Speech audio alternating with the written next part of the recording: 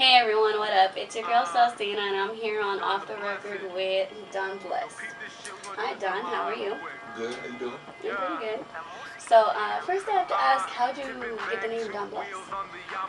Well, Don is just part of my first name is Donovan, and blessed because like I had one round where I'm talking about flipping out on what my blessings bring, and like ain't nobody really know what their blessings are and what they bring. People think they know, but they don't know. So like with me, it's like one of those things. It's like I write rhymes, people don't know. They don't know about me yet, so it's like I bring some shit that they're unaware of, but could be beneficial. Alright, that's pretty cool. What inspired you to become a rap artist and do what you do? My grandfather. Uh, my granddad was Eli Fontaine. He was a studio musician for Motown Records, and he played with like Marvin Gaye, Major Harris, the Dramatics. You know what I'm saying? So like, it was just him. You know what I mean? And it's like music's just been a part of my life for such a long time. It's been so influential to me. So it's like I couldn't see it any other way. I just wanted to channel into something I knew how to do to a degree. I think I like to think I can write some rhymes, but yeah, it just came from my granddad. Okay, so your family fully support your music? How do they feel about that? Yeah. They do. They do. They see it as something that's like it's an outlet. And they support that. I tell them that this stuff is therapeutic for me, and they think, that's cool. So as long as it's something that I can use to make sure that I keep myself straight, they're happy with it. Okay, so they don't have no problem with the fact that it's rap and, a different style than what they're used to and whatnot. Well, I mean, I will spit some shit that I wouldn't feel comfortable spitting in front of my mother. Like, to be honest, like, just straight up, because I mean, I talked in one song about giving chicks scurvy because we had sex on my waterbed. Like that's just like kind of stuff I wouldn't want to talk to my mother about. But you know what? At the end of the day, it's just music, man. It's just music. So I understand you're working on an album and a play right now called Barely Free. What inspired you, to start this album and to turn it into a play? It was mostly just the idea of this shit that I've been going through for the past couple of years. Like, I got diagnosed as bipolar, and it just pretty much destroyed my life for like 2 years. And like, I find now that like having something to channel it through helps me a lot. So I just wanted to tell this story about how I've been at my high points, I've been at my low points, but like at the end of the day, it's like I got through it. I made it through. I'm still through, right? So it's like that's what I'm just trying to convey to like anybody who wants to listen is that like you can go through some of the deepest shit in your life, but you will make it out of it if you want to. It's all your choice, Yeah, definitely. Okay, Don Bless, in one of your songs, you use that line, Nita, honey, help me fight my nemesis. What or who is your nemesis? Well, with that rhyme specifically, that came off of a song where it's just like, I'm needing a woman, just period. And I like to think that my nemesis could be myself. You know what I mean? I need a girl to help me fight my inner self that is destructive to my being. You know what I mean? So that's what I need. I need a chick to help you fight your destructive side. To fight my destructive side, exactly. Because like there'd be a part of me that just like thinks, oh Donovan, you ain't shit. You ain't shit. You know what I mean? I need a girl to help me fight that. And they tell you that, and it's like, no, you is the shit. Yeah, that's true. Yeah, they are there for you. For they you. enlighten you. They keep, they uplift you and whatnot and everything. Right. I understand that. All right, but off the record, actually, what's your favorite curse word? My favorite curse word, cloisterfuck. And what's that mean? Cloisterfuck is like a lot of people like to say you got a clusterfuck of problems. Fuck that. Jazz it up and say you got a cloisterfuck of problems. You know what I'm saying? Like, just because I think cloister is a funny word. And like I'm all about listening to rhymes with just funny ass words in them, so I decided, you know what, cloisterfuck might be my favorite curse word. Yeah, that's really interesting. Cloister. Okay, I understand and get that. All right. Word. So Don, I understand you want me to do a hook on a song called Gabron. What's this song about? And why Why do you need a female to be on that hook? Well, not only do I need a female, I need a female who's like not a trained singer. Not that I'm saying you ain't a trained singer, but what I'm saying is like I need a girl who like sings honestly.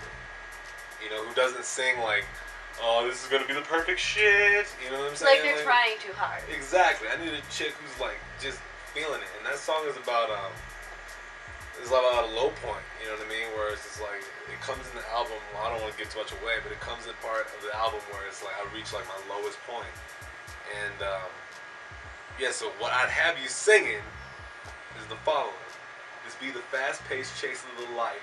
I know it's wrong, but it feels like surrender. One day I just might. Pro-light, but conned by a shadow. Sick of walking around with this internal battle. You dig? Yeah. So you gotta jump on this shit, and viewers, we gonna make her do it. We We'll gonna make see her do about it. this. Yeah, no, there ain't no singing about nothing. We gonna make you do this shit, and you gonna get on it, and you gonna be loving it once it's recorded. Well, if I do it, there will be a follow-up. So, would you real quick like to tell me who you're collaborating with on this album? Yeah, I'm collaborating with this dude, Nice, your husband, and dude is an incredible MC, and like I just love working with him. Like I've only gotten to work with him just a little bit so far, but like I can see us doing a lot of shit in the future. My man Noah Wilson, he's like an indie rock cat, and he masters all my shit, and like he runs real tight, and like He's your engineer. He's my engineer, right? So I'm working with him, and I'm also working with this cat, Sean Higgins, the Higgs boson, and he's an MC that I've known for a while. Like I've known him since back in elementary school and shit. So like, you know, we go way back. And then this homie Drew Reininger, Truist, he's the homie, and like we went to high school together, and he straight up writes rhymes, and like he's real sick with it. So we're doing that, and then the dude who's directing the show is name's Quinn Marchman, and he is just directing the show, just bringing the vision together and trying to make it just orchestrate a really good show. And then other than that, you know, repping the Black Actors Guild, you know what I'm saying? You know what I mean? Just keeping it real like that. That's awesome. It's awesome you're working and, you know, exploring your range with other artists and letting them collab with you and join in on your album and whatnot. That's pretty awesome. Yeah. It's I couldn't picture it any other way. Like I need to have dudes with me. You know what I mean? So that's how we're rolling. Well, I don't want to touch any soft spots or anything, but you're bipolar. Yeah. How has that affected your life and your music and everything that you do? Well, it's been some shit because, to be honest, bipolar disorder is like, it ruined the last 2 years of my life. Just found myself in and out of the hospital, went through like several hospitalizations just for like suicidal thoughts, depression, all that kind of shit. As of now, I'm looking at it like this is my final ode to bipolar disorder. Like, at this point, I can just see it for what it is, and that's it. You know what I mean? So I'm just gonna leave it on the verse. You know what I mean? So I'm gonna do that, and like it's just been a part of my life that I realize is just a part of me. It's just something that I gotta learn how to cope with, and like at the end of the day, it's just something that I get through. Yeah. So real quick, just for the knowledge of all our viewers, what's bipolar? You know, just so they actually know. Bipolar disorder or manic depressive disorder is a mental condition that provides a sense of life that is conducive to having extremely high highs and extremely low lows. So it's like when somebody's feeling elated and really excited and happy, they can be much more than that and be manic. And what that feels like is like you feel like you're invincible and shit. Like you feel like you could do anything you want to do. I'm Superman, that's right. So it's like I'm like the whole Avengers squad and shit. So it's like, I don't gotta worry about it. You're the Hulk. Yeah, exactly. So I can do everything and anything, but then you hit depression and it's like you're at the lowest of the low, and it's like it's beyond feeling sadness, it's beyond feeling frustration. It's something that if you don't control it, it will take your life. It eats at you. It eats at you, you know? So that's what that is. Okay. Good. Yeah. Okay. So, do you have any last-minute words you'd like to say to your fans and young people out there trying to make it in the music industry like you? What's funny is, like, I don't even think I have fans, man. I feel like I really don't, man. But, like, to be real, like, honestly, people just gotta know you gotta chase life. That's it. You know what I mean? Like, life is something that you'll never really grasp. It's never really something that you can hold in your hands. But at the same time, you gotta chase that shit.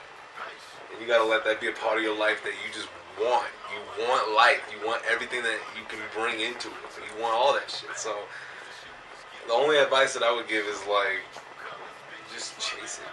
Just go after it. You know what I mean? That's what it's there for. You know? Thanks everyone for tuning in to Off the Record. I'm your host Celestina, and I will see you next time. Saying I ain't want a wifer. They hate the fact he moved on, but his day one still beside you. When you broke, but love it when you own. But they hate to see you rich, but would love to see you gone. They hate it when you broke, but they love it when you own. Ha. Nice.